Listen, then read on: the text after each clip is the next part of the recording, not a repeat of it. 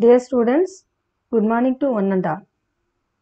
Today I am going to discuss about the basic steps involved in the complete development of an algorithm. So what is an algorithm? Algorithm is nothing but step-by-step procedure involved in a program is known as an algorithm. So program is nothing but some sequences of instructions. How the instructions are to be executed, it is depending on the problem. So if you are a programmer, you should write the program to solve the problem. How we are solving the problem? We are applying the mathematical background as well as our computer science knowledge to solve the problem. So before going to solve any problem, so the first step is we must be able to develop an algorithm. If the algorithm is a good algorithm means it should terminate within the finite amount of time duration as well as it should take the finite amount of memory space.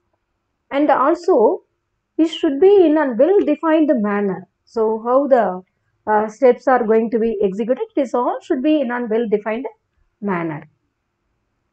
Now we are going to discuss about an algorithm for finding the maximum of the given numbers. So this is our aim of the algorithm. We are taking as real numbers, okay, and this is stored in an one-dimensional array. So what is an array? Array is nothing but the numbers will be stored in a consecutive manner in a storage area, so in the memory space, and they are sharing a common name known as, it may be an integer or it may be a real number or maybe a characters. Okay, so we should find the maximum of the number. So m is represented or the variable which is denoted for finding the maximum of the number. So r1, r2, r means real numbers, r of 1, r of 2, etc. to r of n, which denotes the first number, second number and so on. So j is nothing but the variable which is used to find the position of the maximum of the number. Okay, suppose if you are having the same number in more than one places, the j will be that is retained as the maximum of the number in the smallest position. Okay, and m is calculated by r of j equal to maximum of r of k, where k is varied from 1 to n. Okay, so this algorithm will be having some steps. So step 0, we have to initialize. So m is now pointed to the first number and also j indicates the position. So j is also pointed to the first one. And step 1, which is used to ensure whether n is 1 or a more number. We have to check it in step 1. Okay, if n means the number of elements in a one-dimensional array. If n equal to 1 means that is a number, first number, and that number will be treated as a maximum of the number and the procedure will be stopped there. Otherwise, we should be able to execute step 2. So the second step will be used to check it the next number. That's why we are using the for loop and the variable k which is varied from 2 to n. And the step 3 will be executed repeatedly. Finally, it should be stopped while the condition is reached. Step 3, then we are comparing the number. Already m is denoted for the first number and k is now 2. So r of k means the second value. Okay, so m pointed to the first number in a one-dimensional array and r of k, that is r of 2, the second value. So the first number is less than the second number means, so m tends to r of k. Okay, and j tends to k. Okay, that is r of k is here, that is the second position value will be the maximum, and j will be, or the k will be pointed to, k value will be assigned to j. That means j is now 2. Already J will be pointed to 1, that is the first position. Now J is pointed to the second position. Okay.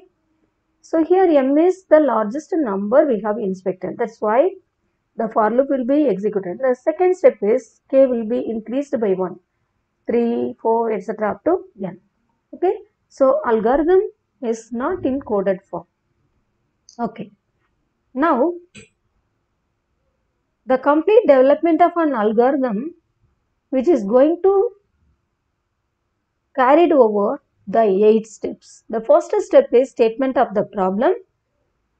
The second one is development of a model. And the third one is design of an algorithm. And the fourth one is correctness of the algorithm. And the fifth one is implementation. And the sixth one is analysis and the complexity of the algorithm. And the seventh one is program testing. And finally we go for documentation. So the first step is statement of the problem. If any problem will be given to us, we are solving the problem by applying our mathematical background for using any formulas, and also we are using the computer science background knowledge, that is computer science techniques, what platform, okay, etc. etc. So before understanding any problem, we must give it in a precise statement by means of asking the right questions by ourselves. The first question is, do I understand the vocabulary used in the raw formulation? And the next question is, what information has been given? And the third one is, what do I want to find out? And the next one is, how would I recognize the solution? And the next one is, what information is missing? And will any of the information be of use? Is any of the given information worthless? The next one is, what assumptions have been made? Okay. Here we have taken one example for developing statement of the problem. So Jack is a computer marketing representative, it is salesman, whose territory covers 20 cities throughout Texas. He works for large commissions, but his company will reimburse him only 50% of the actual cost spent for his business travels. So Jack has trouble to figure out how much it costs between every pair of cities, and he would like to keep his travel costs down. So what is given? The primary information is list of cities in Jack's territory and also the cost of going from city I to city J. Now his territory will be covered 20 city means, and this should be represented in a matrix form. That means 20 cities will be having 20 rows and 20 columns. Okay. So what do we want to find out? We want to help Jack keep his travel costs down. So how would we recognize the solution? Does Jack have more customers in some cities than others? If it is so, he has to visit the cities often. That means frequent visit is there. So if the customers will be more means Jack has ultimately visit the particular cities. So there may be other cities that Jack don't bother about unless he happen to find nearby city. So we must know more about Jack's priorities and scheduling preferences. And we go back and ask Jack for some additional information. That means, what are the priorities he has been or he has having? He has to start at a base city. From that base city only he has to visit all the cities and return back to the base city. So back city is nothing but that is a starting as well as the ending. The base city will be the same. So the order of the cities on this list represents the order in which Jack should make the tour. Tour is nothing but starting from the base city, and from the base city only he has to travel all the cities, and finally he return back to the same base city. So that is known as a tour.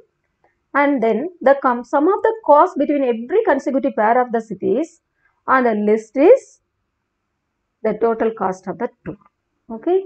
So we could solve Jack's problem if we could give him the list with the smallest possible total cost. And then we go for developing a model. Okay. So first one is understand the problem. Okay. And then we have to develop a model. Once the problem will be clearly stated, and then we have to formulate it as a mathematical model. This is most important, which is going to give the overall solution process. So this will be comes in handy by means of using our experience only. We will acquire more knowledge. Okay, and also we have to study it from various successful models. There are two basic questions to be asked whenever we are setting up a model. So which mathematical structure will be best suited for the problem? Are there any other problems that have been solved which resembles this one? So these two questions will be asked whenever we are setting the model. We must choose the mathematical objects to represent both what we know and what do we want to find out. So the choice is influenced by such factors as the fact that our knowledge is limited to relatively few structures, and also convenience of representation. The third thing is computationally simplicity, and then usefulness of various operations associated with the structure under consideration. Once the structure has been made, then it is restated in terms of mathematical objects. So before going to solve the original problem, we should set up the candidate model. Is all the important information in the problem clearly labeled by the mathematical objects? That means we have to label by using these objects for the problem. And what are the mathematical quantities which are to be placed in this model? Have we recognized some useful relations between the objects in the model? Can we work with the model? Is it reasonably manipulable? So these are the right questions we should ask by ourselves. Have we solved a problem similar to this before? Probably not. In mathematical sense, we can come up with a convenient representation to our problem. Here the object we consider is network or graph. So here we are not taking 100 cities. So instead of taking 20 cities for Jack's territory, we are taking only 5 cities. That is a sample. We are taken the sample for only 5 cities. And also we are taking the cost matrix for the 5 cities. We draw the cost matrix also. And the network model, which is also to be drawn in figure 1b. So figure 1a, the next slide will focus on the cost matrix as well as the network model.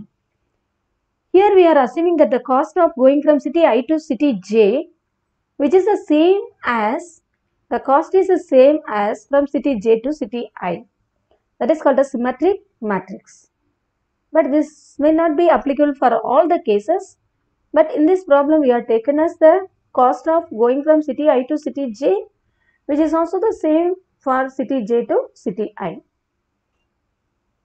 So the traveling cost will be same, means this is called as symmetric matrix. Here the city I, first 5 cities we are taken, city I, city j. So city I represents the row values and the city j represents the column values. So 5 rows and 5 columns, and we are assuming that 1 to 1, 2 to 2, 3 to 3, 4 to 4, 5 to 5 is not given any values. Since we are going to travel from 1 to 2, 2 to 3, etc., etc. And these cities are labeled as 1, 2, 3, 4, 5. So we are labeled as, in a network model, these are labeled as the vertices. And then the edges, 1 to 2 is on edge and 2 to 3 is on edge. So all those will be connected with the edges or the paths. Okay, from 1 to 2 the cost is 1, 2 to 3 is the cost is 4, so 3 to 4 is 1 and so on. Okay, so sometimes if our problem will be taken for measuring the distance, means the mathematical quantity is represented for the distance. Sometimes we are using timing, means that is also so mathematical quantity is nothing but which is going to share the distance or the cost or the time, whatever it may be. Here in this problem we are taken as the cost. Okay, so 1 to 1 means there is a closed cycle. So we don't want to form 1 to 1, 2 to 2, 3 to 3, 4 to 4, 5 to 5, etc.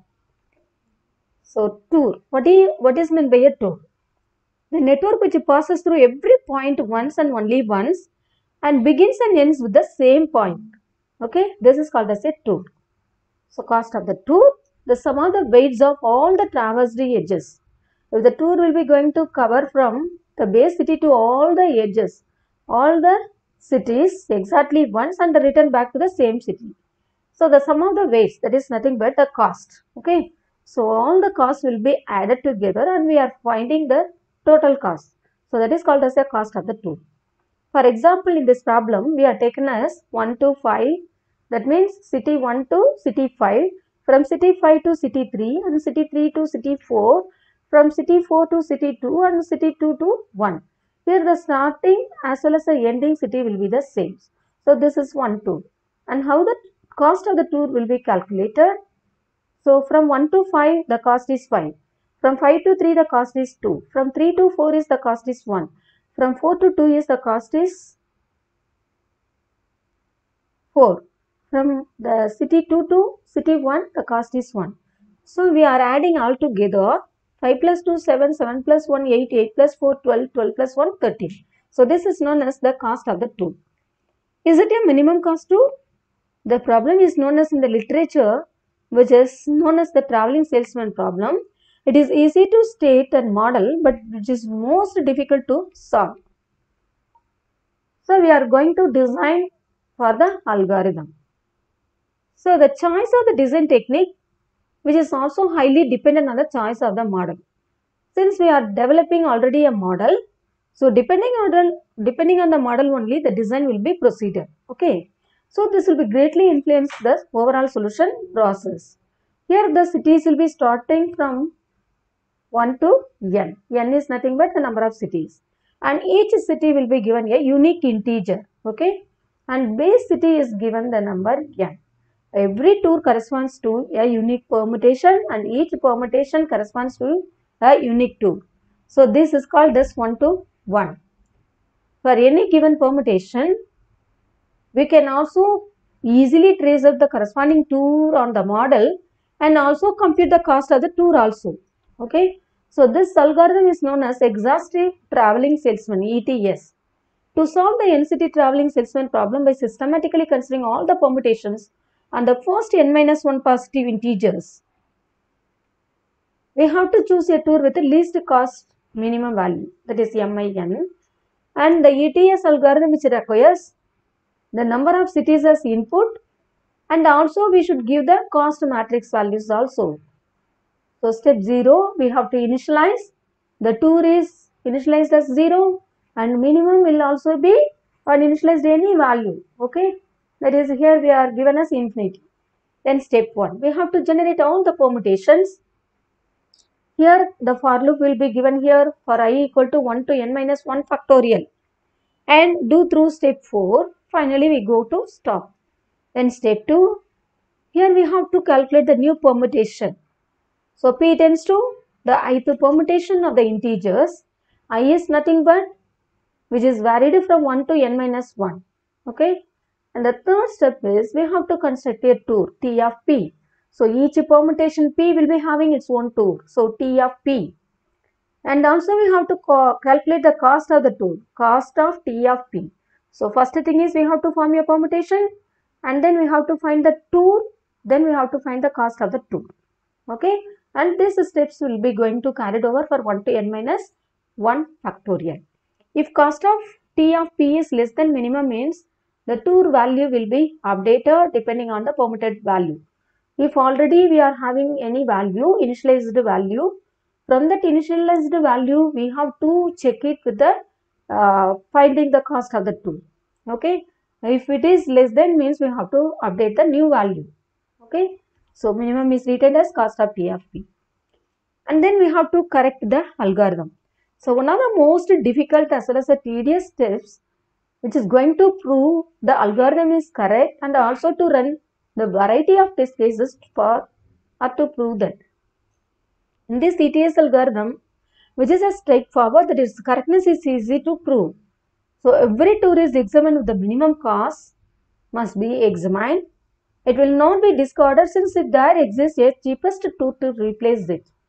and this algorithm must terminate. There are only a finite amount of tools to examine. Okay.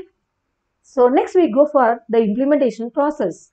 Once an algorithm has been clearly stated, it is time to implement it. We must answer the following questions. What are the variables to be used? What are the types? How many arrays and of what sizes are needed? Would it be worthwhile to use linked list? What subroutines are needed? What programming languages should be used? So the implementation can significantly affect both memory as well as the speed of the algorithm. Okay. So the next one is analysis and the complexity of the algorithm. So each and every problem will be having its own complexity level. Okay. So not all the algorithms will be in a simple way.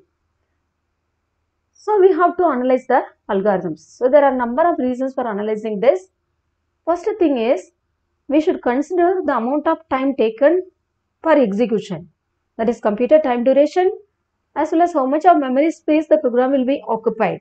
So these two resources which are mainly involved, and any programmer should be considered these two, since these are very rare or the scarce resources. Sometimes the program will be unnecessarily terminated because of an insufficient time. So the time taken will not be exceeded. Okay, it should not be exceeded. It should terminate within the finite amount of time. Okay, and also it should take the finite amount of memory space. And also the quantitative standard for comparing two algorithms which claim to solve the same problem. That is, we are able to take more than one algorithm and we have to compare the merits and demerits of the algorithm. That is, we have taken more than one algorithm which is going to solve the same problem, means we have to analyze in terms of quantitative measurements. Weaker algorithm should be improved or discarded, and we have to filter out, or we have to find the most efficient algorithm. So we have to analyze whether the algorithm is taken for exponential time or at least order of n factorial. In n-city problem, we have to formulate all the permutations for first n-1 positive integers. Next, we have to analyze the test phasing and provide the valuable feedback to the design and the implementation process. The next thing is program testing. So, once the problem will be implemented, then we have to run it. It is the time to execute it. The first thing is, we have to check it whether any logical or syntax error is there. If anything is there, we should correct it. And then we go for the experimental analysis of how much time or how many times the algorithm will be executed, how much of time taken for executing the program, and how to choose the input values or the test cases. The answer depends on the complexity of the algorithm. So testing is necessary for measuring the performance of the quality of the algorithm. Analytical as well as experimental analysis, they tend to be complement with each other. Sometimes analytical may be inaccurate. That's why we go for experimental analysis. By means of giving a random data, that is unknowingly biased, whether the program is working or not. We have to check it again and again repeatedly for various test cases. Okay, so the programs are tested to determine their computational limitations. Here the algorithm ETS works for n less than or equal to 6, and it works very bad for n is greater than or equal to 15. The next step is documentation. So this is not really the last step. To enable the individuals to understand the programs, and it is going to help by means of using the flowcharts, and this uses how to develop the top-down approach. Okay, from the initial step to the last or the final step. So this is known as the top-down approach. and this is should be having on single entry and a single exit approach from the starting to ending.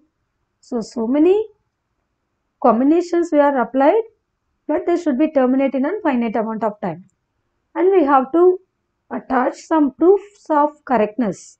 That means how the algorithm will be working, how the input values will be taken, how the outputs to be produced, etc., etc. And we have to attach the test results in the documentation, and also what inputs are required, and what are the outputs will be displayed, etc. So this is for the reference. Thank you. Thank you, one and all. Thank you for your patience. Thank you.